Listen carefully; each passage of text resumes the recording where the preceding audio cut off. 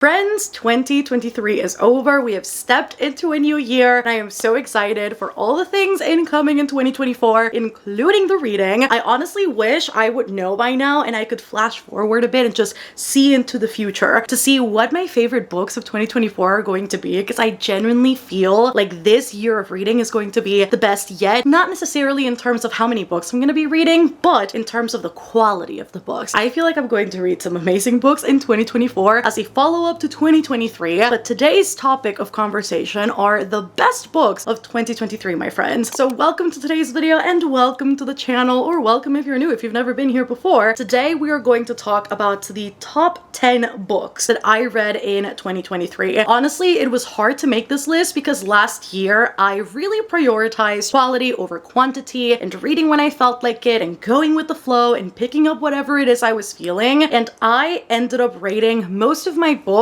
between a 4 and a 5 star, which is honestly quite impressive. I think the enjoyment of books in 2023 really took the cake, and it was such a good year. I didn't meet my Goodreads goal. I ended up at 69 books, believe it or not. I wish it was a joke, but it's not. As we were nearing the end of the year, a girl was feeling slumpy, like not reading so much, and I just listened to my brain. We did the thing, and 69 books is still a great number. There are people who don't read. That's what I like to tell myself and others. But before we jump into the video, I do want to give a massive shout out to Book of the Month for sponsoring today's video. So if you guys are not familiar with Book of the Month, they are my favorite book subscription service because every single month they aim to bring us readers new and early release titles so that we can spend more time reading and less time researching and go through that tedious process of looking up all of those new releases so that we can choose what to read. Their team does the work for us. They vet through hundreds of books every single month, and they bring us a curated selection of anywhere between 5 to 7 book titles from new and emerging authors so that we can literally have the pick of the litter and have the best time reading these books. What's so cool about Book of the Month these days is that it is literally risk-free. You can cancel or skip any month at any time and you will not be charged for that month. And then on top of that, you don't necessarily want to receive a physical book. You can also pick out an audiobook from their selection on their app and still enjoy the book, just on a different format if that's more your speed. My stunning blue box arrived this month, and in here I've got my 2 picks for January. The first one is Interesting Facts About Space,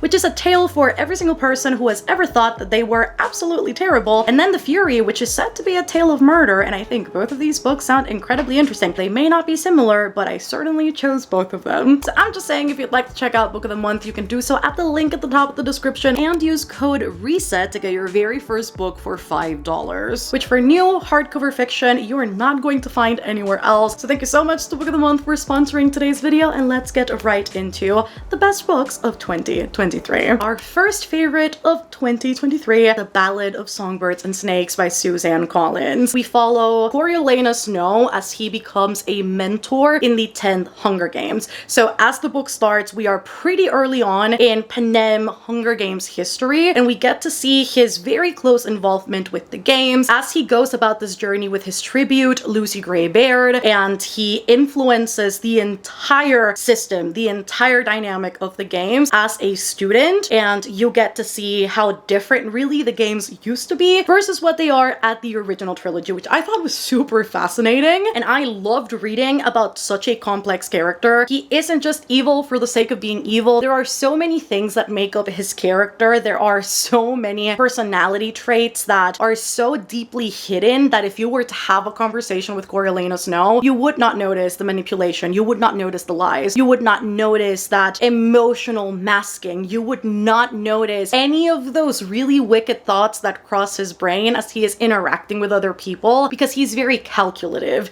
And I think that's what shines so brightly with this book, is the fact that this character is incredibly smart, and it really does highlight what were to happen if a person who is in a position of privilege and in a position to actually influence a very specific project were to make all the wrong decisions, because he really was in a position to make all the right ones. And on the flip side, Lucy Greybeard as well, who does a lot of what she does in order to survive, in order to keep herself afloat. She knows that she has to alter and present herself differently depending on who she's talking to, because it really is a game of survival for her. And what's interesting about these two characters is that although their motivations are totally different, these two characters mirror each other throughout the entire book. Absolutely loved it. Next up, I've got a book that actually made me cry the entire way through it. I don't know that I've ever ever experienced that with any other book, Kelly Yang has won my heart with Front Desk. Now in this one, we follow Mia, who is a middle schooler, and Mia and her parents have immigrated from China all the way to the States. And after they get to the States, Mia's parents find it incredibly hard to find a job to be able to provide for not only themselves, but also their daughter, to get her into school, to pay off all the fees they need to. And they end up finding a job at a front desk where they're going to manage basically the entire thing, take care of the front desk, take care of the cleaning, take care of the everyday management of the establishment. However, the motel manager is incredibly rude, incredibly mean. He cannot find out that while Mia is taking care of the front desk, she has also been allowing fellow immigrants and people in need stay at the motel free of cost and hiding them from said manager. This was truly such a well-rounded story. You have got the comedy, you have got the found family, you have got the familial aspect, you have got conversations surrounding immigration and race and the socio-political landscape of certain migration movements into the States and how it was received by a lot of people, despite it being middle grade and obviously maybe softening down a little bit of the conversation. I still think it does a fantastic job at painting the picture exactly like it is for a lot of people out there. And not only that, but also establishing these very intimate moments between these three family members, the core family, and their own battles with each other. And Mia seeing firsthand and getting to understand eventually the expectations that her parents have going into this country of her, because the bar really is so high in order to keep pushing forward. And seeing Mia also understand that if you stay still, nothing really happens. You have to keep trying, you have to keep pushing, make friends, meet people, and ask for their help if you need it. It was just such a great story of growth and relationships and love and community, and I loved every second of this, and talking about it makes me want to cry, so I can't wait to read the sequel, The Three Keys. Despite me rereading the first book this year and really not enjoying it, I was pleasantly surprised with the fact that I read the second book this year as well, and I ended up absolutely falling in love with it, re-falling in love with the characters. The tone for this book is totally different. Sometimes you wouldn't even think it resides in the same series, just because tonally it's so far out from what the first one was, and it reignited my love for fantasy and for feeling giddy over fantasy and kicking my feet and screaming and yelling at the characters for them to run and just not make these crazy decisions. And I had not felt like that in a while with a fantasy, and that is Hellbent by Leigh Bardugo. I absolutely adored this second installment. In the Ninth House series, which is really called Alex Stern, we follow our main character, Alex Stern, as she wakes up in the hospital after a really big accident, and she is invited to attend Yale full ride. You just have to show up, but the catch is that you have to lend us your supernatural services, because Alex is able to see grace, which in this world is the word for ghost.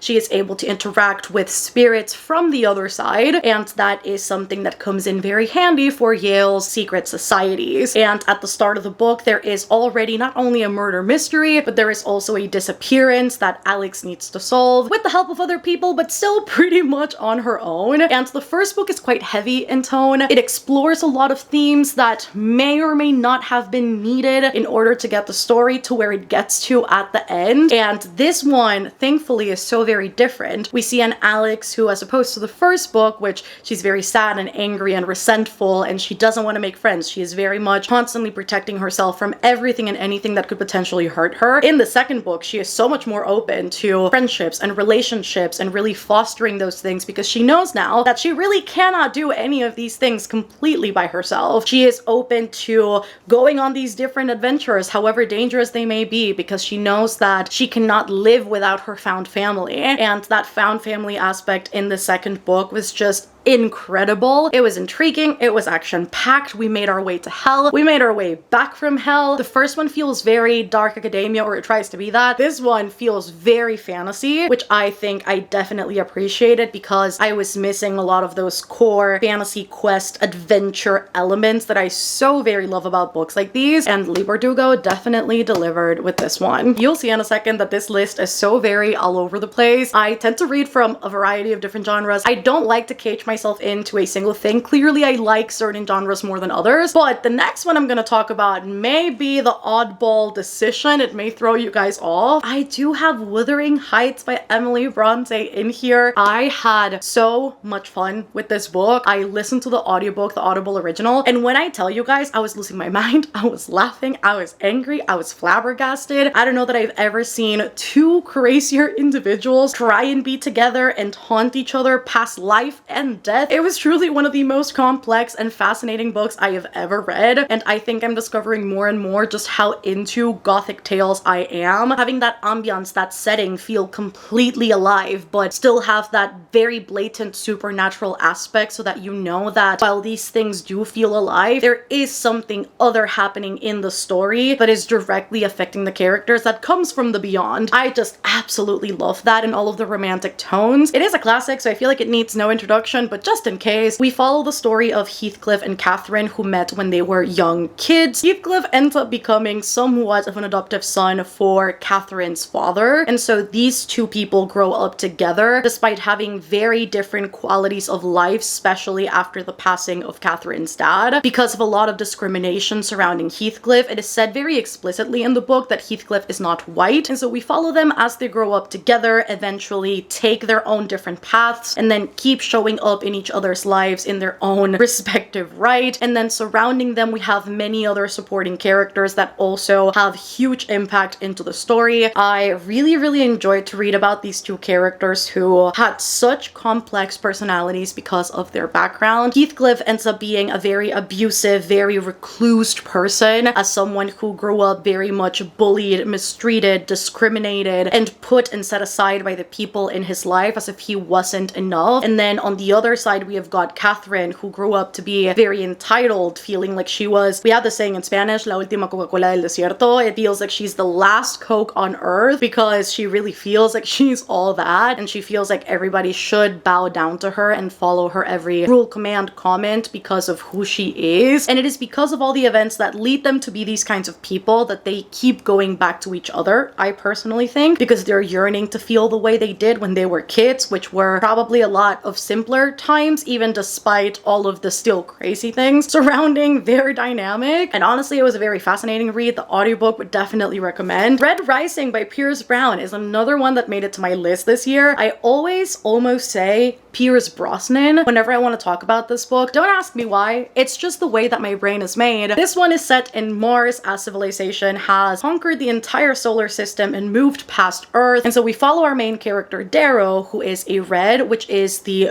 bottom tier, the bottom color you can be. And after tragedy ensues in his life, he is dead set, hell-bent to take revenge on the Golds, which is the highest caste in society. These people are enhanced genetically. They are stronger, they are faster, they are smarter, they are by every mean of the word simply better than everyone else. And what's so particular about them is that for years and years and years, it's been truly a generational process. They have passed down the information on how to keep colonialism going so that the system they have created for society never ends. Not only was it very action-packed, I know a lot of people describe it as Hunger Games in space, which yes, it does have that element, but I truly think what's so fascinating about this book is how Piers Brown ends up including a lot of Roman history, figures, symbolism into the story, and how Darrow slowly but surely, as the series moves on, ends up very much resembling a Julius Caesar archetype, which I think as a character evolution is so very fascinating. And the conversation surrounding colonialism and segregation tactics and all of these different callbacks to history in general that Piers Brown makes throughout the book are some of the best parts of this beyond the Hunger Games aspect. But I also really do like that the Hunger Games aspect in this book makes complete sense with how society moves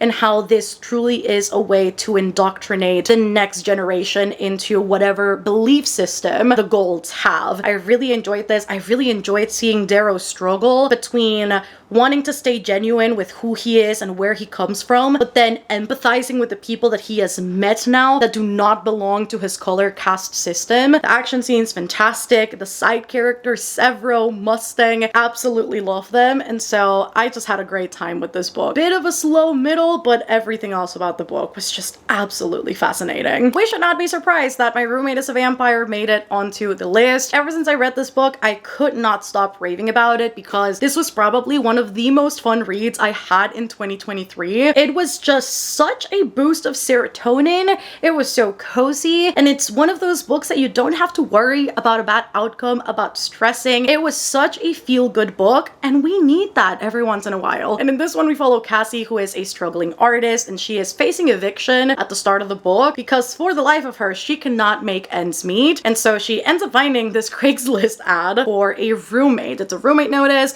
Somebody is looking for someone to move in. She sees the ad and she goes, there's just no way in hell that a Chicago apartment in such a nice area and looks the way that it does is so fucking cheap. What she doesn't know is that the person putting up the ad is a hundreds-of-year-old vampire who knows nothing about technology, has recently come back to life, and he is looking for a roommate to teach him everyday things so that he can re-enter the real world and can function as a modern vampire. The dynamic between these two people was fantastic. I love that because the vampire is so aloof, such tiny everyday things completely fly past his head, and he eagerly awaits for Cassie to explain those things to him, like how to order coffee and how to use the cell phone. What's a trash bag? How do you take out a trash bag? How do you do these mundane everyday tasks? And then on the flip side too, he's very chivalrous and very old school. And so him and Cassie end up exchanging letters for the entirety of the book. Letters, notes, texts, they are just in constant contact with each other because he typically doesn't like these things, but he likes them with her. And I love that he was so very communicative, straightforward, very honest with her. It was such a breath of fresh air because I feel like typically paranormal romances, specifically vampire ones, it's so very easy for the vampire to be portrayed in a way where they're a liar, they're manipulative, and they are withholding a lot of information so as to not put the main character in peril, which I completely understand if it fits the case. But in this one, I love that he was just straightforward. He was honest. If she was asking a question, he was answering it. And I love how Cassie combats that personality too, and how she is absolutely gobsmacked at most of the things that he does, because not only has she never experienced that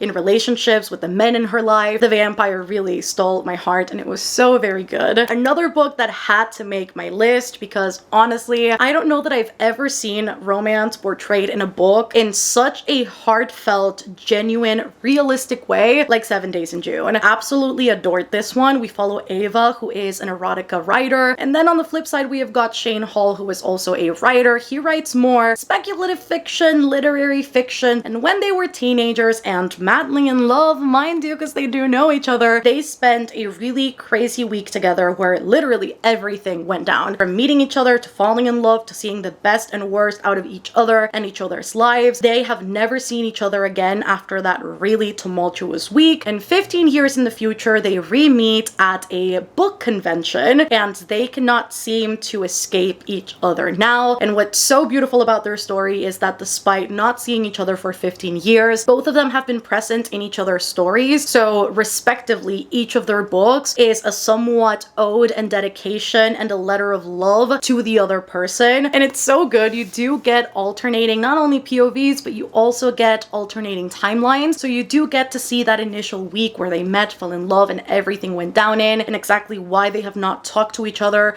or seen each other in a really, really long time. And I think what shines so beautifully with this book is that each of these characters stands completely on their own. They're individual people. They both have their set of strengths and struggles and weaknesses and things that they have to take care of on a daily basis. Ava with her daughter, Ava with her writing, Ava with her chronic illnesses that at times leave her bedridden for days, Shane with writing and taking care of his kids at school, with being a teacher, with assuming this sort of parent role with one specific student that he has because he doesn't want the student to experience what a lot of of young black men experience in America. And I think it makes it all the more beautiful when they do make their way to each other romantically, because the book showcases how they make each other fit into each other's lives so that the romance is not all that they are and not all that they experience on an everyday basis, but how love is something that you have to choose every day, something that you have to work on every day, something you have to show up for every day, something that's in constant adjustment because of the things happening outside of the romance, how there are things that may try and crumble that down, but you do have to put in the work. It was truly such a beautiful story of love that I left this book not only immensely emotional, but also just absolutely in love with Tia Williams's writing, where I want to read more of her work because I don't think that I'd ever read a romance quite like that. Of course, I also had to put Daughter of No Worlds in here, another book that made me re-fall in love with fantasy, particularly romanticies, you know, fantasies that are heavy in the romance and that still have a really good plot. I find that a lot of times when I go into fantasy romance, authors end up sacrificing a lot of the plot structure and a lot of the world building and a lot of that conflict and resolution and all the huge important parts of fantasy for the sake of having a lot of smut and for having romance and for rushing that connection between the two main characters. And in this one, it doesn't happen, which was not only a breath of fresh air, but made me fall in love with the book so much more. So in this one, we follow Tisana after she buys her freedom, and she wants to help her people escape the same fate that she was in for years and years and years. And so she decides that the best way to do that is to enlist the Order's help. However, the Order has motivations of their own, and they will accept her terms and they will help her out as long as she agrees to not only train her abilities, her magic, her powers, but also aid them in a fight that they are fighting, because her powers are an incredible asset that they could use in said battle. And so in order to do that, they set her up with her trainer, Max Antarius, also known as Max, and they strike up a friendship that slowly turns into something more romantic, and it goes from there.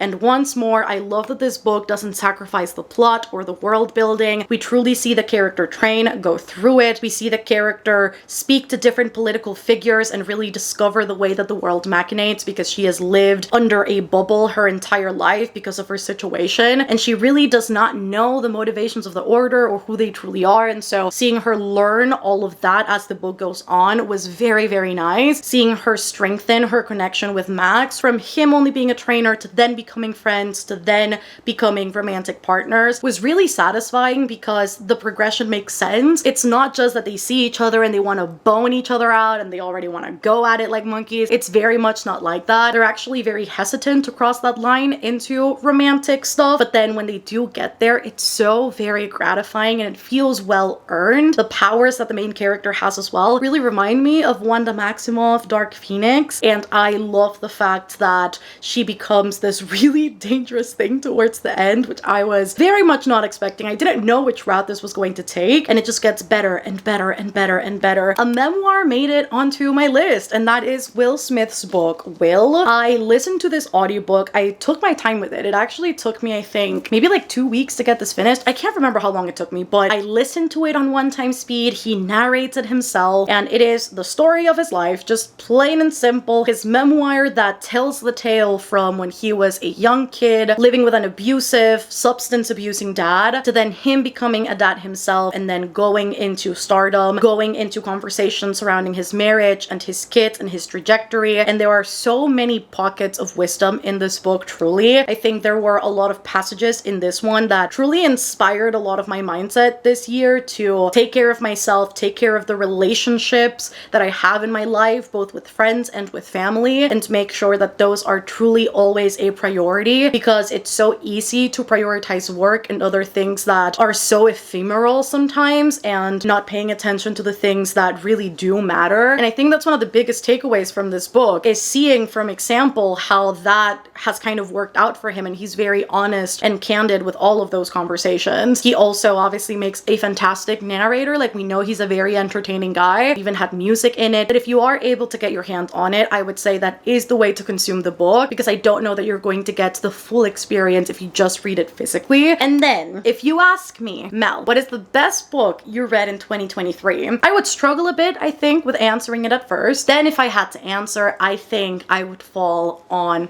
Check and Mate by Ali Hazelwood. A little bit of an unexpected choice because I also really loved Theoretically by her, but Check and Mate just did something to my brain chemistry. It was very akin to the Queen's Gambit and how it altered my brain chemistry for a second there, because it made me re-fall in love with chess, which I have not played ever since I moved from my mom's house, and the romance between the two characters made me jump and screech and giggle and kick my feet like a teenager again. I had not experienced that in a hot second. It was just such a feel-good book as well. In this one, we follow Mallory, who grew up playing chess. Her dad was a grandmaster, but after an incident goes down with her dad, she wants absolutely nothing more to do with chess, and she swears off it. She's never gonna touch a chess piece again. But then one of her friends invites her to a chess tournament because they need one extra player, and she's the only one that her friend can think of, and then she beats the #1 player in the world in that tournament, which is unheard of. Nobody has ever won against Nolan, and she is at the start of the book basically the sole provider of her family because her mom has a chronic illness, and so she very much helps with the bills, take care of her sisters, and so she gets an offer she cannot refuse to sign with a chess team in order to attend different tournaments, win money by doing so, and provide for her family in ways that her mom cannot at the start of the book. One of the parts that I obviously enjoyed the most about this book was the fact that we got to observe Mallory's life so closely, her dynamic with her sisters, with one sister that seemingly really doesn't care about Mallory and quite dislikes her, and then the other sister who absolutely adores her, and then the mother who wishes that her daughter didn't have to carry the burden of taking care of the family, but that is incidentally how things play out, and how Mallory is not afraid to step up to the plate, even though it does weigh heavy on her, and even though it affects a lot of the decisions that she makes throughout the book, including not going to college. I think seeing her family, her home life so closely really illustrates why she moves the way that she does, and why she's so hesitant to trust other people to do chess. And then inserting Nolan into this dynamic and seeing also his trajectory and why exactly he acts the way he does, and why he is so hell-bent into playing chess and winning, and why chess is so important to him, was also a joy to read about. And seeing these two people connect over the one thing that really is their escape, that really is, you know, it seems like the chess piece is the only thing that really understands them, aside from each other by the end of the book. I just absolutely loved this. The romance was a slow burn, which was fantastic, and the book has this sort of really great open ending that